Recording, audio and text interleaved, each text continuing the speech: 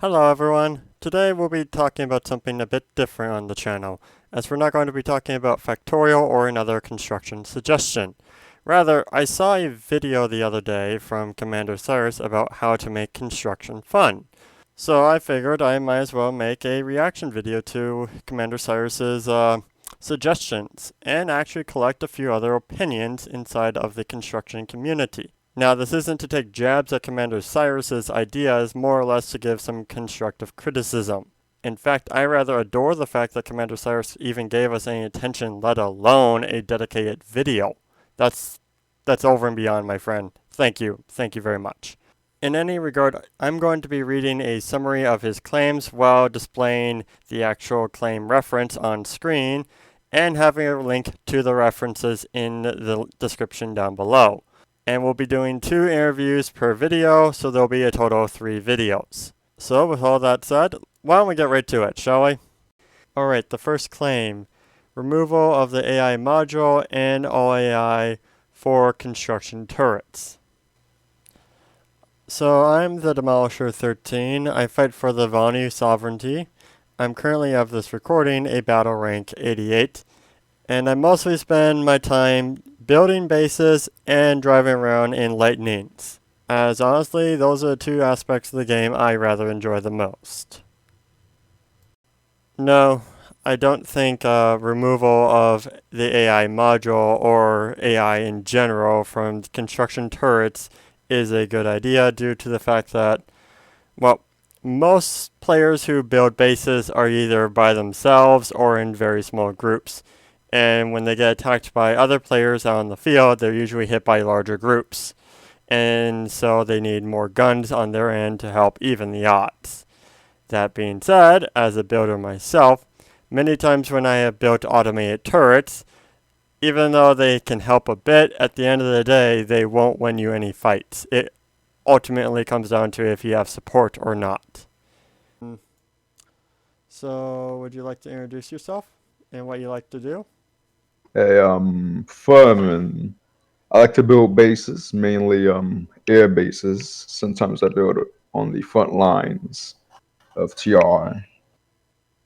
That is completely kind of insane. Since 90% of builders build alone, they don't actually build with like a whole platoon of people. Well, mainly because building is expensive. You need thousands of systems spec'd into it. So you're basically building it alone, and with no AI mod, you're basically well, you're fucked. You can't do much about it because a single tank can just destroy your entire base. Second claim. Removal of the pain spire. So I'm a bit indifferent on removal of the pain spire. I mean, as a builder myself, I love these things. They're very good at keeping cloakers and lysotes at bay for a little while. It doesn't stop them altogether. In fact, they eventually get through. It usually just takes one person with a accordion bomb to plant line. You don't notice it, and then you lose your pain spire that way. Or a couple anti-tank mines. It is very good at keeping people from lingering in your blind spots for too long. Though, like I stated, these things are quite fragile for the lines of construction, and if not properly protected, people will take them down fairly quickly, especially the veterans, which seem to make up most players these days.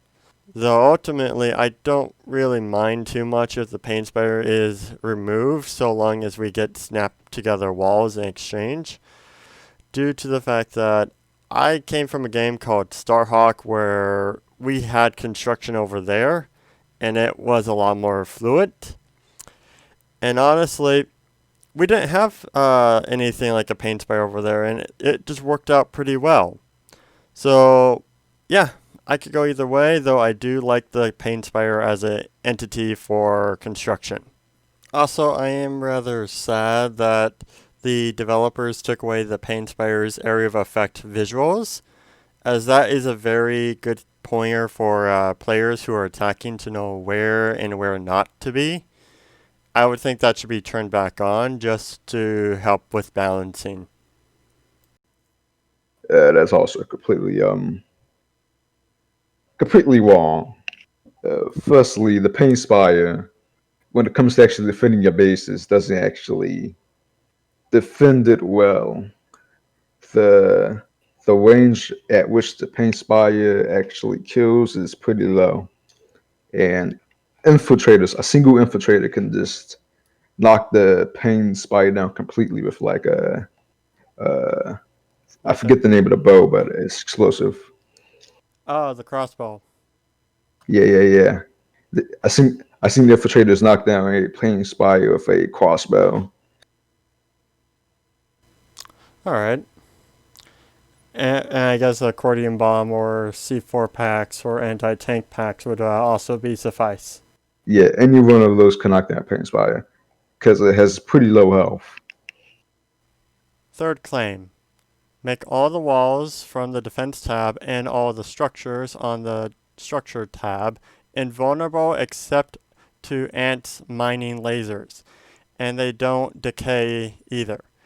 Also, vehicle gates are to be exempt from the invulnerability, but not from the decay effect. Finally, make vehicle gates hackable. I see what he's trying to do here, though I don't think this is the correct approach on how to address it. Honestly, walls and structures already have a means of becoming extra durable for fights. I mean, if you place a couple repair modules right next to them, they're pretty beefy. Furthermore, if you add a couple shield modules, they can have an activatable that will make them even beefier, which I'll go into detail in a bit. Um, Honestly, I would just say if you want the structures to linger and get added onto over a period of time, just simply make it so structures don't have a decay effect when not connected to a cordium silo. Therefore, people will just keep stacking more and more structures on top of each other or side by side and eventually fill out the whole map. More or less. And then the things that get in the way just kind of get blown away. Thus, there will always be paths for people to drive through. Now, as for the vehicle gates being hackable, there is only one other instance in the game that is similar to this, and that'd be the light bridge for the one base in Amherst that has the trench around it. And honestly, the idea isn't bad, but because it's so sparse in the game, it has no consistency. And if I were to just briefly bring up the AI module again, both these concepts may both of these concepts you might want to do it one way or the other, but that would affect the consistency of the game. I mean, Spitfires have an AI, so construction turrets should have an AI. Vehicle gates in the developer bases are generally not hackable, so vehicle gates in the player bases should not be hackable. At least to maintain some kind of consistency so players don't get confused as easily. Like at first glance, I was like, okay, that seems kind of reasonable, but well, I Oh, guess if you could take it down by ants mining lasers, because I was thinking, are they just going to be scattered all over the map and unremovable? But I guess it's kind of fine. and the vehicle gates being only having the it doesn't decay and it's hackable. What are your thoughts on that part? That's all right change too. Fourth claim. Make cordium silos hackable and invulnerable.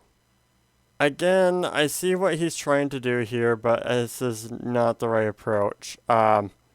It could take some players around an hour to build a base. I know I'm able to set one up in about 15 minutes, but that's because I've spent the hours trying to make templates and learning the LAN. Um, but even so, 15 minutes of hard work setting up a base only to have a random cloaker walk into my base and hack my silo. And then steal all of my structures and whatnot for them for their own use. Can be a bit infuriating, and honestly, I would think if that was the thing, most players would just kind of quit construction altogether.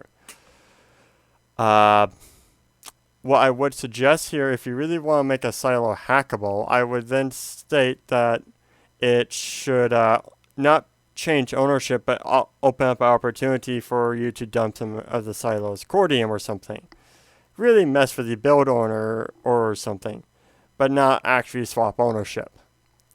Making silos invulnerable is a pretty good change because if you spent like a 20 minutes filling up a silo to 50,000 cordium, and then a single like two people with like a cordium bomb can just knock it down. That's kind of irritating. As for hackable, sure, because I see like NC silos is straight up 50,000 cordium silos is filled to the brim, and it's effectively useless.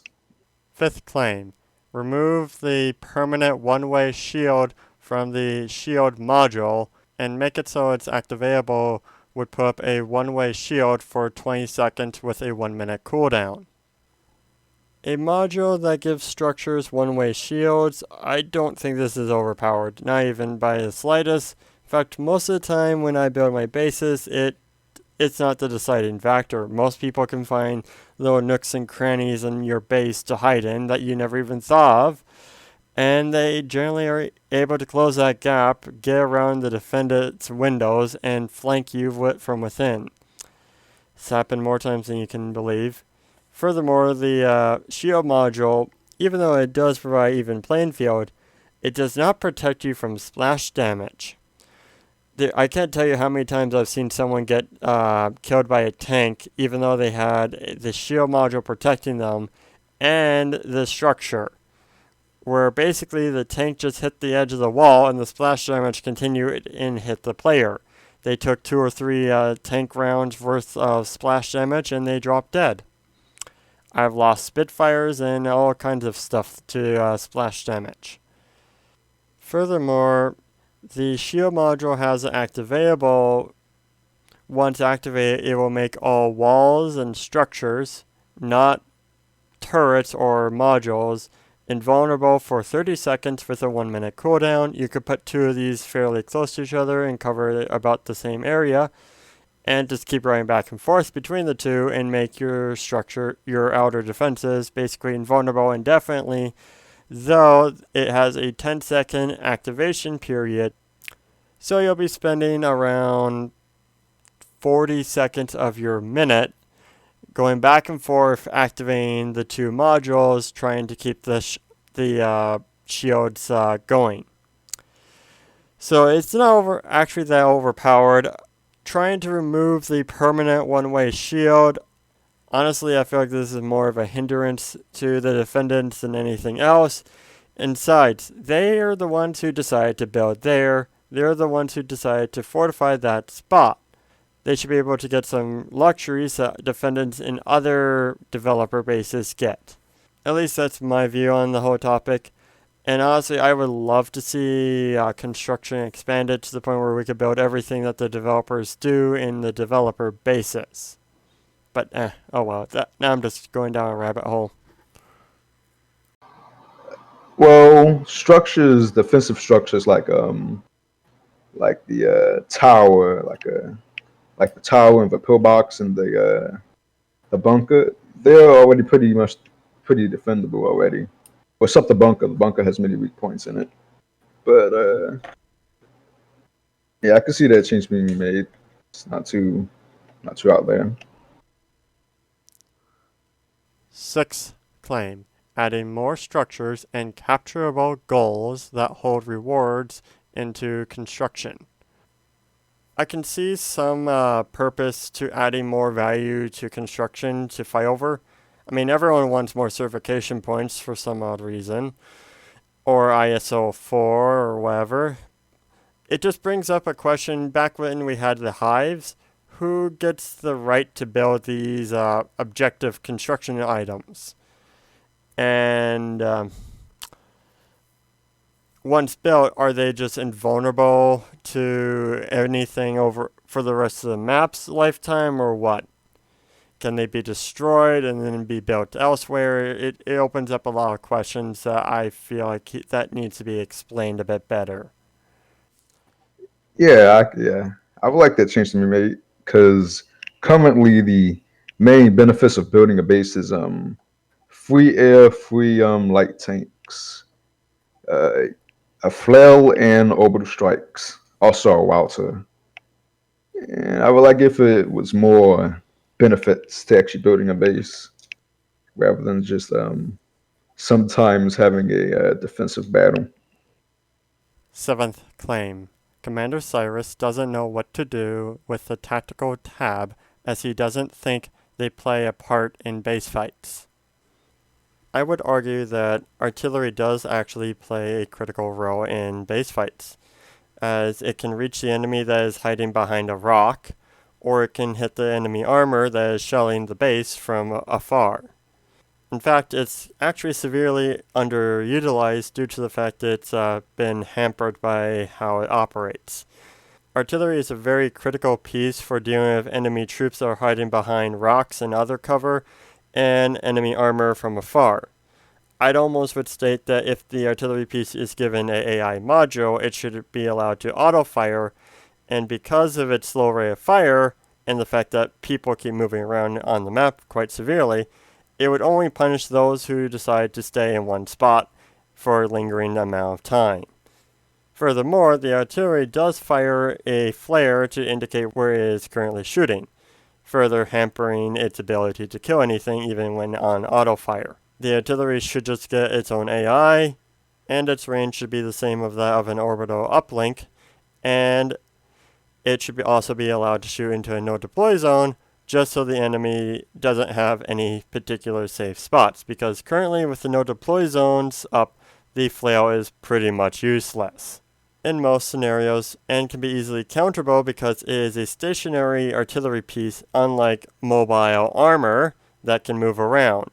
Furthermore, it does not affect a large area of a base due to the fact it's only firing 4 artillery rounds every 30 seconds versus a orbital strike that can hit large segments of a base and arguably do even more damage than the artillery could ever do. Personally, I think the flail should. I'm not saying it should be able to flail actual bases, but like the no deploy zone of the flail's dart should be decreased because currently it's extremely useless.